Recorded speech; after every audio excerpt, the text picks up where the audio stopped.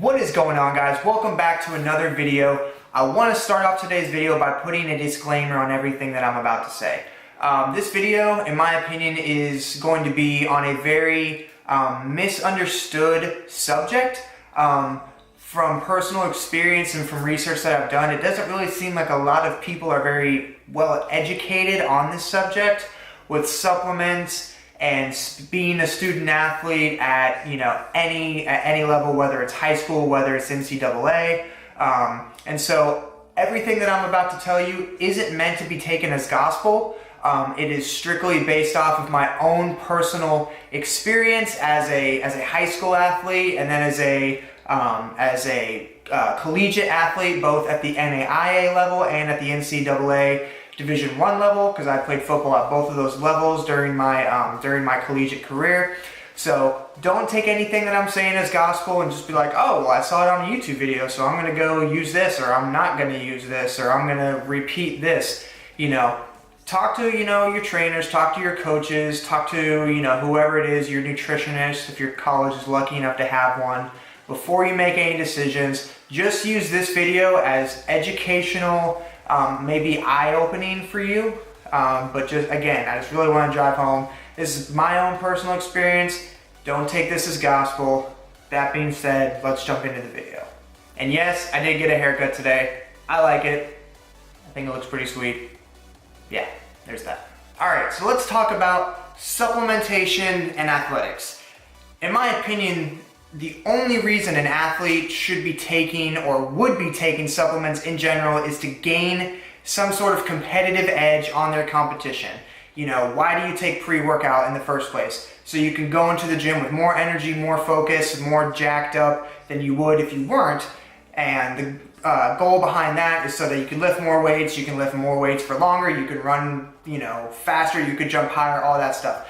That is the same concept that's used in organized sports. Some of the supplements that most athletes are familiar with are going to be your basic whey proteins. I know there's a ton of colleges and universities out there that are sponsored by Muscle Milk. All of their athletes after their workouts are getting, one of those ready to drink Muscle Milk, protein shakes. Creatine is a supplement that people at every level are familiar with, whether you're at the collegiate level or you're at the high school level. But after those two kind of like foundational core supplements, everything in my experience and in my research going into making this video, it kind of enters like this gray area where people aren't really sure like what's okay, what's illegal, can I take this, can I take that? So at this point, this is normally the point where people turn to the NCAA and they're like, hey, what can I take, what can I not take? And this was such a common thing that they actually started releasing every single year an updated list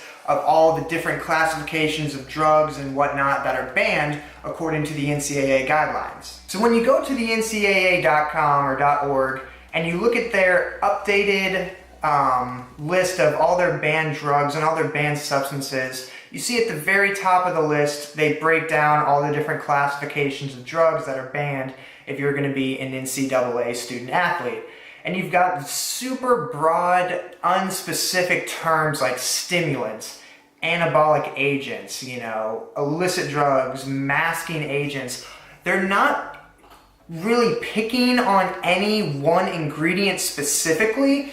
It's almost like they're covering their butt. That way, if for any reason somebody gets negative publicity towards the NCAA for taking a specific thing, they can be like, oh, well, that falls under the classification of stimulants, or that falls under the classification of masking agents. And so basically what they've done is they've covered their own butt. That way, no matter if what it is, if it's good or if it's bad, they're always going to have that safety net, that trap door, where they can be like, oh, well, that falls under our classification of this. So, boom, your eligibility is gone, just like that. And then as you move on to the second page, this is where they actually break down kind of specifically what they mean by the different classifications of drugs.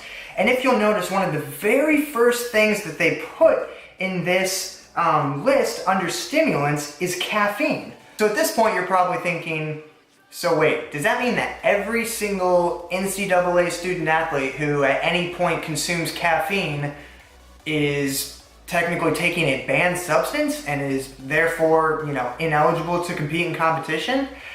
And if you're just strictly adhering to the letter of the law, yeah, kind of like technically that's what it says. Caffeine is a banned substance according to the 2018-2019 list of NCAA banned substances. And so therefore, if you're drinking coffee, you're drinking Red Bull, you're taking a pre-workout that has caffeine in it, I mean, shoot, you could be drinking normal herbal tea, that has, some naturally occurring caffeine in it. Technically, that is a banned substance by the NCAA, and therefore your eligibility as a student athlete is in jeopardy. So this is where it really gets interesting. So if you just go online and you Google college athlete approved supplements, the very first thing that's going to pop up in your search feed is college athlete approved supplements by Campus Protein. Let's see if you guys can see that right there. So we're going to click on that right now. And the very first thing, I'm actually going to throw up a picture of what I'm looking at right about now. So as you can see, it says that all products in this section have met the blah, blah, blah guidelines, NSF certified. These supplements will be safe for NCAA athletes. So you think, okay, great. Anything that's on this list or anything that's, on this website that I'm about to look at right now in this section is safe and won't put my eligibility in jeopardy, right? All right, cool. So let's click on one of the athlete approved stacks. So I'll show that to you guys right there, athlete approved stack. Did you guys see anything that looked kind of familiar in that thing? Yeah, it looks like C4, the pre-workout, right? Well, if you go through, if you're someone who's familiar with C4, or if you just go through the ingredients that are in C4, you'll notice one of the very first things in their explosive energy blend is caffeine, 150 milligrams per serving. So explain to me how all of these supplements are NSF certified and are quote unquote safe for NCAA athletes if some of these ingredients that are in this product are clearly written out, identified on paper in the list of banned substances for NCAA athletes. Now, some of you may be freaking out right now thinking, oh my gosh, I'm a current NCAA athlete, am I going to lose my eligibility because I've been drinking coffee and drinking Red Bull to cram for all my exams? Is that going to show up on a drug test? Or maybe you're a high school athlete and you've been taking pre-workout consistently, trying to make gains in the off season and stuff like that. Don't worry. In all honesty, you have a 0.0001% chance that taking these pre-workouts, and by the way, I'm not picking on Campus Protein, I'm not picking on Cellucor or any of the other companies that were listed in that specific section. Like I said earlier in the video, guys, this is a extremely misunderstood area as far as the development of athletes goes and what's okay and what's not okay. It's just an extremely misunderstood subject and a lot of people just aren't educated very well. And so I'm just trying to make this video for educational purposes for you guys. I use myself as an example. I took pre-workout all the time in college. I drank energy drinks all the time in college. I drank coffee all the time in college. I never did any street drugs or anything like that, but technically I was taking, pre-workouts and taking some of these, ingredients that are listed on this list of banned substances, and I was taking them consistently from the time I was in high school, leading up to college, during college, and I still use them after college, and never once did any of the drug tests that I take show up positive and get me in any sort of trouble. Now this is where it becomes important that you guys do your research and you guys talk to your trainers, talk to your coaches before you start taking any of these supplements. Don't just take my word as gospel and be like, oh, well, it worked for him, he was safe, I'll be safe, and I'll go do that kind of stuff. Now don't take what I'm telling you guys right now and run with it and be like, oh, he did this all through college consistently, and he turned out fine. Always run anything that you're going to be taking or that you're considering taking by your training staff, by the strength and conditioning staff, by your coaching staff. Run all these things by these guys first. That way if there's any red flags, because these guys know way more about, this kind of stuff than you guys do. Hopefully they should. They're going to know way more than you, and they're going to be able to tell you, yeah, that's fine to take, no, that's not okay to take. Because I knew so many guys, and it always killed me every time it happened, but I knew multiple guys at both universities that I attended.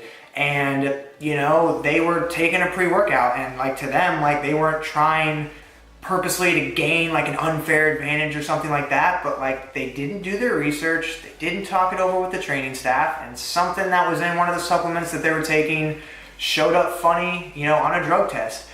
And the NCAA, man, they're freaking swift and their word is final. If you fail a drug test, dude, that's it. There's no explaining your way out unless you're just like some unbelievable, you know, top tier, incredible athlete. 99% of the time, you fail a drug test, that's it, man. You can't retake it to prove that it was false. You know, like, if you mess up, man, that's it. So please do yourself a favor, and if you guys are going to be considering, and this doesn't matter if you're already an NCAA athlete or if you're still a high school athlete, if you guys are considering taking a supplement or you're currently taking a supplement, run it by your coaching staff and be like, hey, this is what I'm taking, you know, like send them the link or something like that to the product so they can see what all is in it. Maybe they already have experience with that product themselves, and ask them like, hey, is this okay? Like, am I going to show up positive on any sort of drug test for performance enhancing drugs or, you know, illicit street drugs for taking this product? And they can kind of walk you guys through that, because I'm telling you guys, man, you guys get one shot at this as far as your eligibility goes. Hopefully you guys stay healthy and you guys can play all 4 or 5 years of college, but I've seen so many people lose all their eligibility, not through any really fault of their own. The only fault I guess they have is that they just didn't know, because nobody ever told them. Because to be honest, like I've said so many times in this video already, there's just not a lot of people out there, even at the higher levels, that are very educated and are putting out educational content like this for student athletes. To summarize everything, guys, do your research, talk it over with your coaching staff, with your trainers who are in that position of authority over you, who can guide you, who can tell you what's okay, what's not okay.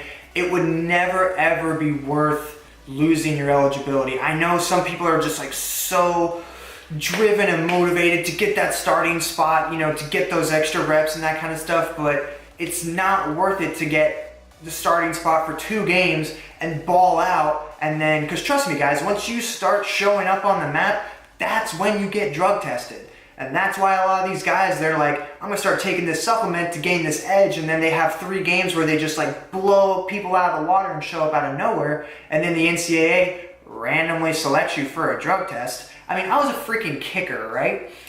I remember my very first game at the NCAA Division I level, like I absolutely, as far as a kicker goes, like I had one of the best possible games that a kicker could ever have. And I got randomly selected to be drug tested the very following week as a freaking kicker. And then I wouldn't get drug tested again for like a super long time. And then there was one game where I had like 2 tackles, which is really bad, by the way. If you're a kicker and on kickoff, you have to tackle somebody. But anyways, I had 2 tackles and then randomly was selected the next week to get a drug test. So I'm rambling at this point, but guys, do your research, be safe. It's never worth losing your eligibility after everything it took to get you guys to that point of collegiate athletics. And it's not just Division I. As I said earlier, I played at the NAIA level and I saw some of the same stuff happen, man. Failed drug tests are failed drug tests. It doesn't matter what level you are. NAIA, D3, D2, D1, FCS, FBS, it doesn't matter, guys. It's never worth it. College athletics is one of the best, most incredible experiences that a person can have. It is like the culmination of like literally your entire life's work up to that point, guys. And I just would hate to see any of you guys throw it away on accident, really, just because you guys were misinformed or uneducated about some of these subjects I'm talking about in this video. I really hope this video was educational to you guys, and I really appreciate you guys tuning in and watching. I make these videos for you guys. I care about you guys. I really appreciate all the support you guys have been giving me on this channel. We're at over 90 subscribers right now, which in all honesty just freaking blows my mind. Like, I know I've been saying like, oh, once we reach 100 subscribers, we're gonna do a giveaway, but like actually seeing my subscriber count steadily growing and seeing my view count steadily growing, it's just like, man, like I I just really, really hope that this turns into something. That way I can use this as a platform to help more people. At the end of the day, that's what I care about most, is using my experiences and using my platform as a means to help people. I've completely gotten off topic now. Thank you guys so much for watching. Subscribe if you haven't already, and we will catch you guys on the next video.